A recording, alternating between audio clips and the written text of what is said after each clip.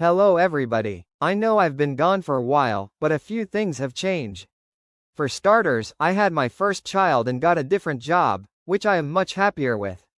However, what I'm going to talk about is something that needs to be discussed. I know I'm going to receive backlash for this, but it has to be addressed. This is regarding tipping. It used to be a sign of appreciation, a way of saying thank you for doing a great job. If anybody knows, they know how tipping started. It began in the Prohibition era when alcohol was illegal, and restaurants lost a lot of money because that was their major selling point. At that time, they could not afford to pay their servers, so they started paying them less and less until a few customers decided to bribe the waiter or waitress to be served before those who did not have the money to bribe them. That's how tipping began, in a nutshell. There's more to it, but I didn't research that deeply into it. However, I researched enough to provide a basic understanding. Nowadays, tipping is compulsory. If you do not tip, you are seen as a bad person.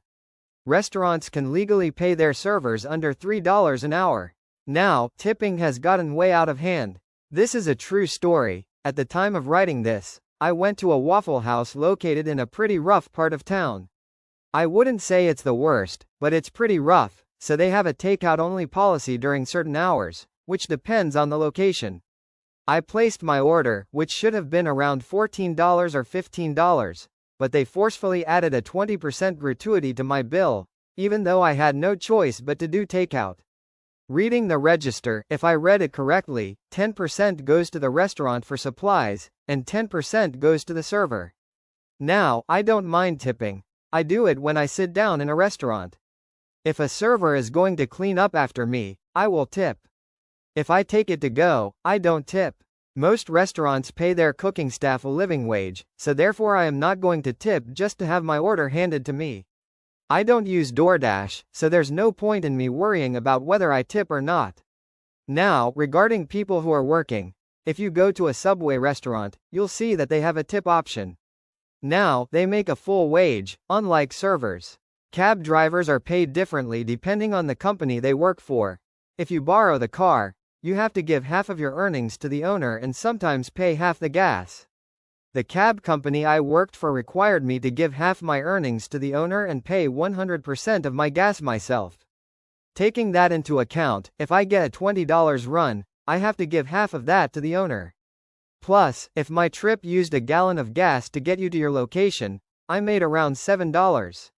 If I don't have another run behind that, I'm waiting until I get another one, so therefore I made $7 an hour, which is below the legal minimum wage in my state. My current job is as a bus driver. I love what I do, and I make a great wage doing it.